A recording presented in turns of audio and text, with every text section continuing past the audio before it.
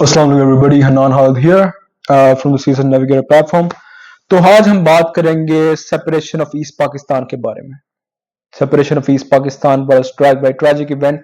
और पेपर में कई दफा पॉलिटिकल साइंस में, पाकिस्तान अफेयर्स में, सवाल करंट अफेयर्स में भी आ चुका है कि separation of East Pakistan does it negate the two nation theory. उसके बारे में बात करेंगे। सीएसएस लेवल का लेक्चर है, सीएसएस की बेस पे चलेगा। जहां पे लगे कोई बात सपोज कर लें। I will do it fast, I will do it good, with references, with codes and with case studies. उसके हिसाब से लेक्चर होगा पूरा। So do like, subscribe, share और लेट्स स्टार्ट द लेक्चर। तो एज वी नो, हमें बांग्लादेश जो बना and fall of Dhaka, it was a very tragic and very sad event. It was a very, जिसे कहना, पाकिस्तान के लिए बहुत बड़ा ट्रेजिक कैटाक्लिस्मिक इवेंट था पाकिस्तान की हिस्ट्री के अंदर। और पाकिस्तान का अपना एक brother, it became a part of, it became separate from us. हमारा एक, जिसे कहते हैं, जिस्म का टुकड़ा हमसे अलग हो गया। तो दैट्स हाउ इट स्टार्टेड। तो बुक का जरा एक कोड डालिएगा, बीच में लिखिएगा। The code is from focus on Pakistan by sir Ali Morgan. Let's start. पहले ये वाला पॉइंट डालिएगा। The physical separation of about 1000 miles, क्योंकि कोड करना, मैं इसमें गलती नहीं करना चाह रहा, between East and West Pakistan, along with differences in language, culture, and wealth between the two regions, caused major political, economic, social conflicts within the country. Focus on Pakistan by Sir Ali Morgan. अच्छा, हम बात करते हैं nationalism के बारे में। We are going to talk about nationalism. और as you guys know, Bengali nationalism was very very strong, और अभी बहुत स्ट्रांग है बंगाली नेशनलिज्म। बंगाली नेशनलिज्म के बारे में, nationalism has a chameleon like ideology. Nationalism जो है ना, वो कमेलियन की तरह कभी आपके हक में जाएगा, कभी आपके खिलाफ चला जाएगा। You can take the example of East and West Germany. After World War 2 they got separated, East and West Germany, then got united again in 1980। आगे एग्जांपल नेशनलिज्म की अगर आपने, fall of USSR. USSR fall हुआ, सारे अपने nationalist groups ने अपने अपने कंट्री, लाटविया, लिथुआनिया, पहले they were part of USSR, they were Soviets. Now they are, कोई काजाकिस्तान, कोई अजरबैजान, कोई वर्सल कॉल्ड, ये सारे का लाटविया, लिथुआनिया, वो उनकी एथनिसिटी, जो उनकी नेशनलिटी, उन्होंने अपने आप को अलग कर लिया।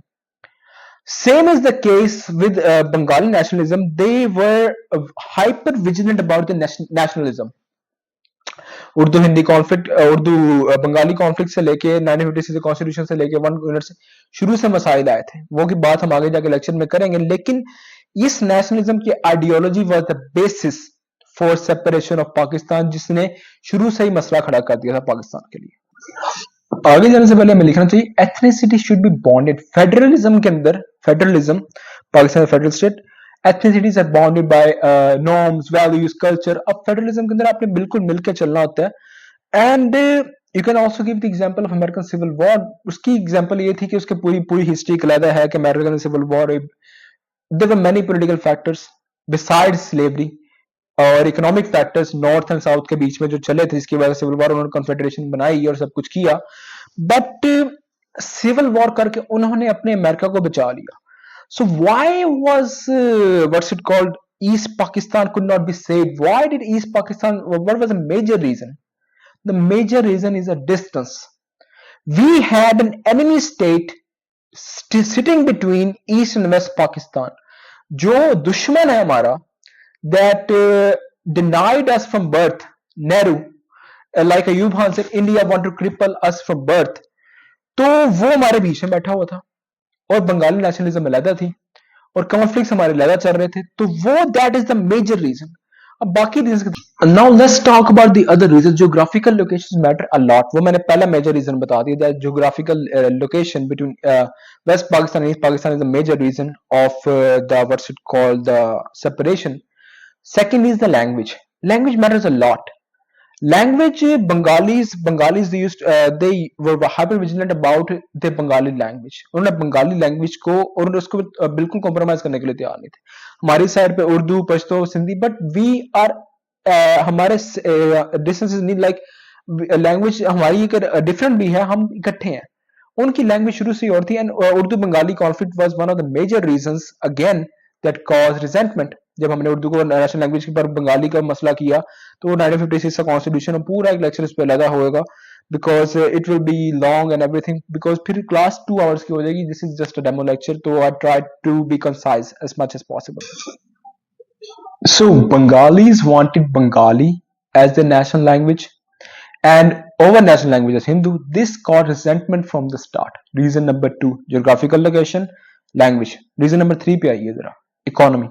इस पे आते हैं जरा हम, और इसके बारे में पॉइंट लिखिएगा. बिकॉज हसन अस्करी रिजवी सेड, मुख्तलिफ बुक्स मुख्तलिफ जगहों से कोट्स ली गई हैं. ये लेक्चर्स ऐसे नहीं मैं मुंह उठा के कहते हैं जो आजकल टीचर्स बने पड़े हैं ये ऐसे कर लें ऐसे. No, I do my study, I have notes, notes से इकट्ठे करके लेक्चर्स बनते हैं, और इंशाल्लाह बुक रिव्यूज भी आगे आगे दिए जाएंगे इसके बारे में. Okay, I have to take my glasses. तो हसन अली अस्करी रिजवी साहब कह रहे हैं कि when Pakistan came into being, West Pakistan population was less than East Pakistan population was more. However, West Pakistan was larger in area. यह समझ भी. अब जरा हम आगे जरा बात करते हैं कि economic reasons for East Pakistan that cause resentment again. East Pakistan was neglected even during the British era. British rule के अंदर भी इनको neglect किया गया था, और जब पाकिस्तान बन गया तो West Pakistan also received the most major portion of the aid. हम लोग मेजर पोर्शन ऑफ एड थी, हमारे पास रोड्स रेलवे सारा कुछ हमारे पास है. What's it called the now Bangladesh didn't have roads, didn't have the development. फिर अयूब खान का एरा आया, अयूब खान के एरा के अंदर मोर डेवलपमेंट हुई, वो भी वेस्ट पाकिस्तान के अंदर हुई. ईस्ट पाकिस्तान को अब विलफुली कह लें, अनविलफुली कह लें, विलिंगली कह लें, अनविलिंगली कह लें, it was neglected. And cyclones आए थे वहां पे, फिर वो बात हम आगे जाके करते हैं. But this was the economic reason that cause resentment के वेस्ट पाकिस्तान ऊपर जा रहा है, ईस्ट पाकिस्तान को देखा नहीं जा रहा. This again cause resentment. 3 points बताया मैंने, geography, language, number 3 is what's it called the economy. This was another reason. आगे चलते हैं. अच्छा, then came the 6 after Ayub, the 6 points Mujib Rahman. लेकिन उससे पहले जरा एक और कोड लिखिएगा उनकी बुक से. Thus, instead of concentrating on this historical, climatic and economic factors, अब वो जरा यूपी पे कर रहे हैं और वो बता रहे हैं कि पाकिस्तान ने किस तरह गलती की थी. Most of the East Pakistani leaders claim the central government for its international neglect. उन्होंने कहा कि इंटरनेशनल यानी कि ईस्ट पाकिस्तान का कहते हैं लीडर्स, उन्होंने कहते हैं सारी बात इंटरनेशनल डाल दी कि हमारा तो कोई लेना नहीं, इंटरनेशनल मसला आ रहा है, इंटरनेशनल चीज आ रही है. This was another reason. Askari Rizvi, the book Military and Politics in Pakistan. आगे चलिए. अच्छा, अब मैं आपको 5 रीजन बता चुका हूं. अब चलते हैं एक और रीजन जो हमारी ब्यूरोक्रेसी है, जिसमें हम जाने की कोशिश कर रहे हैं. ब्यूरोक्रेसी, सीएसपी अफसर्स were also an major reason for neglect in East Pakistan. उसकी वजह क्या है? द ब्यूरोक्रेसी कॉलोनियल लेगेसी जो हमारी पाकिस्तान में छोड़ी गई थी वो तो छोड़ी गई, और bureaucrats were very powerful during the Ayub, और उससे पहले यार वेरी वेरी पावरफुल. इवन कायदे आज़म ने अपनी स्पीच में कहा था, you are servants not masters, but they became masters and they kept what's it called doing the bad things. तो इससे मसला कहां से आ रहा है? मसला ये आ रहा था कि most of the bureaucrats and army generals belong to Punjab. Punjabi domination की वजह से ये बंगालीज के अंदर रिजेंटमेंट शदीद पैदा हो गई कि सीएसपीज आर्मी जनरल सारे पंजाब से आते हैं और हम पे रूल कर रहे हैं और हमें वर्सेट कॉल दबाया हुआ है. This cause again great resentment. Again this was another factor number 5. So that Bangladesh was formed was जैसे कि ब्यूरोक्रेसी का बताया that bureaucrats were mostly from West Pakistan and generals were mostly from West Pakistan in the positions of power. इसके अलावा एक और reason जो बहुत बड़ा रीजन था वो था हिंदूज, जो बाद में आरएसएस और आइडियोलॉजी सारी बात करते हैं कि इस तरह हिंदूज ने किया. Hindus were 4% of the population of East Pakistan at that time. They were in positions of power. उन्होंने यूथ को ब्रेन वॉश किया कि उनका रोल है. हम ये नहीं कि हमने पाकिस्तान में बहुत गलतियां की, ये उनका रोल आप कहें कि उनका रोल नहीं है और बड़े आराम से ऐसा हो गया. नो, ऐसा नहीं है. दे ब्रेन वॉश द यूथ, और उन्होंने कहा कि देखिए वो तो पोजीशन ऑफ पावर्स में सारे बैठे हुए हैं, वो तो मजे कर रहे हैं, पाकिस्तान सारे पैसे कमाई जा रहा है, आप बंगालीज होके आपकी रिजेंट में आपको मसले, आप क्या कर रहे हैं, आपको तबाही मची पड़ी है, you are like treating like getting treated like filth and everything. They brain wash the youth, और इस ब्रेन वॉशिंग को यूज किया गया, आगे पोलिटिसाइज किया गया था बाय द अवामी लीग. ये बात याद रखिएगा। इसी पॉइंट के अंदर एक बात ऐड कीजिए कि ब्रेन वॉशिंग तो कर रहे थे लेकिन कुछ फैक्ट्स भी थे। The per capita income of West Pakistan was more than East Pakistan. This again caused resentment and what's it called power to the people who were brainwashing the youth. फिर इसके अलावा रेवेन्यू जनरेट जो हो रहा था वो फिर एक और प्रोपेगेंडा भी था, इसके अलावा रियलिटी भी थी। The most of the taxes that were collected were being used by West Pakistan instead of East Pakistan. This again caused great resentment, great anger, and this was used politically by a Awami League. जिसको politically use किया गया था कि हमारा पैसा पैसा tax हम दें, खाएं वो। This was again used by the Awami league and this was another factor. कितने बार आपको बातें बता दी है मैंने, डेमो लेक्चर अभी से। सो रिजेंटमेंट फैक्टर्स सारे बता दिए। इन सब फैक्टर्स को यूज किसने किया था? Mujibur Rahman was the main leader of the Awami party at that time and he used this as his slogan and his political clout to gain popularity. और मुजीबुर रहमान ने वैसे तो काफी एंटी पाकिस्तान नारे लगाए, but the main thing that cause the greatest problem for Pakistan East and West were the 6 points. 6 points को लिखिए, उनको जरा लिखते हैं हम जरा मिलके, because the points I have to do it. ये आए थे 1966 में 6 पॉइंट्स। कॉन्स्टिट्यूशन फ्रॉम ये कहना चाह रहे थे कि कॉन्स्टिट्यूशन फॉर्म फेडरल हो ऑन फेडरेशन। पहले फेडरल की और प्रोविंसेस वाली भी पहले अगर आप बात करते हैं, उसने कहा कि फेडरल लेवल पे Mujibur Rahman constitution should be, यानी कि बाकी सिर्फ फेडरल के अंदर जैसे देखिए सब्जेक्ट्स में बड़े इजी आपको बताता हूँ। फेडरल सब्जेक्ट्स होते हैं और प्रोविंशियल सब्जेक्ट्स होते हैं। फेडरल सब्जेक्ट्स क्या हैं? फॉर एग्जांपल आप इस फॉरेन पॉलिसी को देख लें, आर्मी फेडरल सब्जेक्ट है। कई चीजों पे हमारी काउंटर टेररिज्म की और हमारी फॉरेन पॉलिसी, हमारे वाटर के इश्यूज, कई चीजें फेडरल चीजें, इलेक्ट्रिसिटी, और अब तो वो यार वो 18th अमेंडमेंट के बाद काफी चीजें डिवॉल्व कर दी गई हैं, लेकिन कई चीजें जिनके अब फेडरल लेवल पे ही हैं और उसको डिवॉल्व नहीं किया जा सकता, क्योंकि अगर कर दिया तो कॉन्फेडरेशन बन जाएगी, फेडरेशन तो खत्म होगी, फिर सारा हर सूबा अपनी चीज अपनी मर्जी से चलाए। पॉइंट नंबर 1 जो मुजीबुर रहमान साहब ने दिया, जिसकी वजह से मसला पहले से स्टार्ट हो गया कि फेडरल लेवल पे सिर्फ federation should, the federal subject should be only foreign affairs and defence. Rest of the subject should be given to provinces, police, army, यानी कि हमारी फोर्सेस और हमारे सारे प्रोविंसेस को दे दिए, वाटर, इलेक्ट्रिसिटी, सारा कुछ अगर उनको दे दिया कि फॉरेन अफेयर्स, और ये अगर फेडरल लेवल के बाकी सारे अगर प्रोविंसेस को दे दिए तो कॉन्फेडरेशन ना बन गई, हर सूबा अपनी मर्जी करेगा, तो वहां से बात पहले स्टार्ट हो गई। पॉइंट नंबर 2 था rest of the given to the provinces. Point number 3, federation can not impose any taxes, only provinces can. अगर फेडरेशन टैक्स नहीं इंपोज करेगी तो उसको पैसा कहां से आएगा? Where will they gain the money to run the federation? 18वीं तरमीम के बाद भी टैक्स का एक पूल है, वो सारा एनएफसी वर्ड वो है नहीं दिए जाते, लेकिन बात यह कि टैक्स अभी भी 18वीं तरमीम को रिपील करने की जो बात इस वजह से हो रही है कि फेडरेशन को पैसा कम मिल रहा है फेडरल लेवल पे। तो अगर फेडरेशन को मिले तो फिर तो कॉन्फेडरेशन हर सूबा अपनी मर्जी का टैक्स जनरेट करे, हर सूबा अपना मुल्क बन जाए, रियलिटी है ना। Point number 3 is against the basics of federation. Point number 4, ये बहुत बड़ा पॉइंट है, every province should have its own police and army. ये कैसे हो सकता है? Baloch army, Punjab army, Sindh army, KPK army, तो फिर पाकिस्तान कितने गया? ये बहुत बड़ा पॉइंट है। Point number 4, it's a huge point, paper में जरूर लिखनी है, पर्चे में बात लिख के आनी है।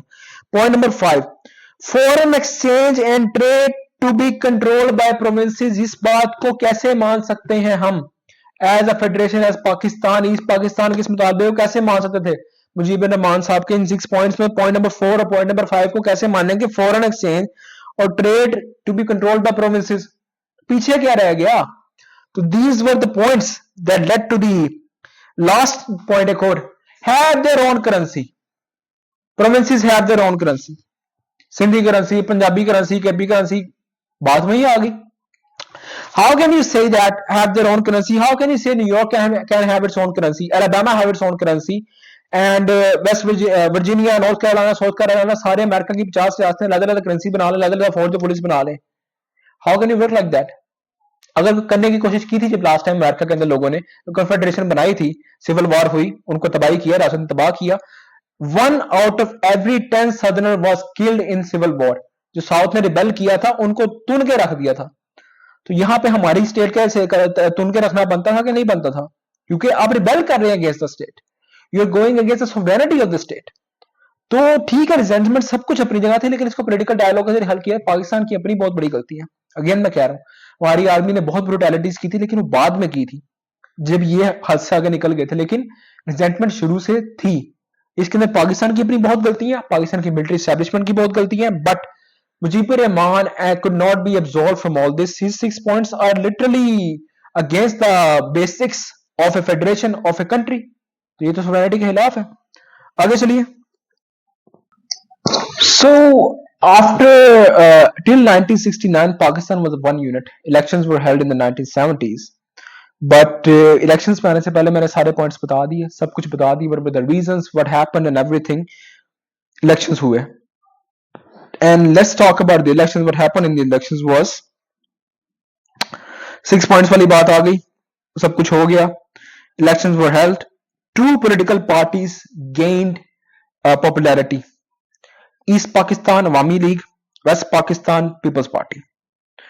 People's Party, ये points लिखिएगा, got 81 seats all in West Pakistan, 62 seats in Punjab, 18 Sindh में, एक NWF में। अवामी लीग के पास कोई सीट नहीं थी वेस्ट पाकिस्तान, और Awami League got 160 seats all in East Pakistan. मसला हो गया। हसन इसकी हिस्ट्री अगेन उनकी बुक का कोड लिया है। The whole what is he saying over here, the whole edificistic building of Awami League election campaign rested on anti-West Pakistan slogan and what they described as the exploitation of East Pakistan. Hasan Askari Rizvi साहब कह रहे हैं कि ये सारी की सारी election campaign की बेसिस क्या थी? एक्सप्लॉयटेशन बाय ईस्ट पाकिस्तान के, एक्सप्लॉइट कर रहे हैं हमें, जैसे ब्रिटिशर्स का खिलाफ नारा लगाया था American revolution, no taxation without representation, you are exploiting are you the mother country, इसी तरह का स्लोगन इन्होंने लगाया था। वहां तो वाकई कह रहे थे यहाँ पे इतनी दीन जितनी इन्होंने बना दी थी। हसन इसकी रिजवी भी यही बात कर रहे हैं। आगे चलिए। So after the election there was so much hatred now, नफरत फैल गई थी बकायदा, एक बॉइलिंग पॉइंट पे आ गए थे। बाद बॉइलिंग पॉइंट को एक और बॉइलिंग पॉइंट दिया, एक साइक्लोन आया, जिसे आई थिंक साइक्लोन भोपाल का है, तो उसका नाम नहीं याद आ रहा। A cyclone came in Bangladesh and East Pakistan at that time. Million people, more than million people were killed. अब इसको again exploit किया मुजीबर रहमान अवामी लीग ने। They labeled it as cold-blooded murder of 1 million people by the hands of West Pakistan. So this again caused against more resentment. Boiling point से ऊपर बात चलेगी, पहले ही resentment सारी बता दी, पर थोड़ी बहुत अगर प्यार मोहब्बत बची थी वो ये साइक्लोन आया इसने तबाह कर दी। और कोट अगर मैं देखूं, अगर कोट किसी बुक से है तो वो भी आपको लिखवा दूं। हाँ, they blamed West Pakistan deliberate cold blooded murder of million people. Cyclone East Pakistan का बता दिया मैंने। इसके अंदर फिर अवामी लीग सेड, ये अवामी लीग का बयान सुनिएगा, लिखिएगा। The flesh and blood of the Bengalis had been swallowed up by the exploiters and decades, ये वर्ड देखिए, फॉर decades और ब्रैकेट में डालिए West Pakistan all these years, ये वाला पॉइंट जरूर लिखिएगा। They must be wiped out from the body politic of the country through the ensuing polls, कि ensuing polls जो आगे आने वाले हैं उनके अंदर इनको बिल्कुल ही उड़ा के रख दें। अब इलेक्शंस हो गए, सब कुछ हो गया, अब सारे पॉइंट्स बता दिए आपको। एनालिस्ट कहते हैं कि सिंस मेजॉरिटी रियलिज्म की तरफ देखा जाए तो majority belong to Awami party, उनको देनी चाहिए थी seats government, but Bhutto declared we can not have East Pakistan domination, we have domination in the west. तो यहां से फिर इनके डायलॉग स्टार्ट हुए। इनकी डायलॉग की बात होना ही चाहिए था कि ईस्ट पाकिस्तान गवर्नमेंट दे देनी चाहिए थी उस वक्त अवामी लीग को, लेकिन भुट्टो साहब ने भी वहां टेल लगा दी, सब कुछ हो गया, तो डायलॉग्स हुए, बातें हुई, but the negotiations failed and eventually Mujibur Rahman was arrested, and after this arrest riots broke out and all hell broke loose. After all hell broke loose, Pakistani army, फिर सारा कुछ, ये सब कुछ हिस्ट्री का एक बहुत शदीद किस्म का गंदा और बहुत दबा है पाकिस्तान। और फिर लेकिन इंडियन इन्वॉल्वमेंट यहाँ पे अगेन आ गई। मुक्ति बानी, India train the fighters, India literally, Modi भी कहता है कि I was a part of that team and everything, और इस पे बड़ा फख्र महसूस करते हैं। फिर ये सारे मुक्ति बानी को ट्रेन किया गया, they were supplied, they were given funds, they were given what's it called, they were given funds, they were given food supplies, they were given ammunition, arms, training, guerrilla warfare बकायदा हुई, और फिर eventually East Pakistan was separated from West Pakistan and this was a very very tragic point in our history. ये है main वजूहात जो आपको academies, जो आपके मेंटर्स बड़े बड़े बैठे नहीं बताते। एक लेक्चर में मैंने 15-20 मिनट, आधे घंटे में बता के साइड पे कर दी। डेमो लेक्चर है, पूरा लेक्चर लेंगे तो पूरी डिटेल्स के साथ with codes and with references of the books पूरा मैं बताता हूँ। That's how you do a lecture, that's how you train the kid and that's how you what's it called give time to the students. तो पूरा lecture 1.5 घंटे का ही है, ये मैंने डेमो में कोशिश किया था घंटे पूरा करूं। इसमें एक और पॉइंट ऐड कर दूं, बलूचिस्तान के साथ कई लोग कहते हैं बलूचिस्तान भी तो अलग हो सकता है। No, no it's not like that. The biggest reason at the start, like I said, was Indian involvement वहां भी थी, यहां भी है बीएलए के साथ, but geographical location was the biggest reason. Balochistan में नारा लग रहा है लेकिन the state will curb it. Why? Because Balochistan does not have such a bad history like the Bengalis and Pakistan had, and even I say if the Bengalis were close to Pakistan, there would have been no separation. ऐसी नफरत तो फिर India में भी चल रही है। There should be a Nagaland, there should be a Manipur, there should be a Khalistan. India के अंदर एक नहीं, तमिल देर कितनी चल रही है, बकायदा आजादी की तहरीकें क्या वो अलहदा हुई, मीडिया पे आती है। Do you know guys? Do you guys know about Nagaland? Do you guys know? Khalistan को तो पता होगा कुछ बच्चों को, नागालैंड, मणिपुर, ये वर्सेट कॉल तमिल, और कितने इनके बर्गर। नागालैंड ने तो अपनी कहता तराना बनाया हुआ था, वहां पे इंडियन फोर्सेस जा नहीं सकती। What about that? कितनी नेशनलिज्म वहां पे जा रही, कश्मीरी नेशनलिज्म। कश्मीर में इंडिया की फौज डिप्लॉय है, कश्मीर के अंदर कोई 2-3-4-5 लाख फौजी डिप्लॉय किए हुए इन्होंने, क्यों किए हुए हैं? It doesn't work like that. तो बलूचिस्तान को अलग करना कोई वो फिर अलग इशू है। इसराइल और इंडिया मिलके क्या करेंगे, बलूचिस्तान इराक वॉर का पूरा एक अलग टॉपिक है। इराक वॉर के अंदर आगे क्या होगा और किस तरह बलूचिस्तान को अलग करके ग्रेटर बलूचिस्तान मूवमेंट चलाई जा सकती है ईरान वॉर के जरिए पाकिस्तान के अंदर, तो वो एक अलग इशू है, उस पर अलग टॉपिक है, पूरा लेक्चर होगा। तो hope you guys like the lecture, like share and subscribe, अपने दोस्तों को शेयर करें, और अगर कोई मसला है कॉन्टैक्ट नंबर दिया गया, उस पर रब्ता करें। Take care.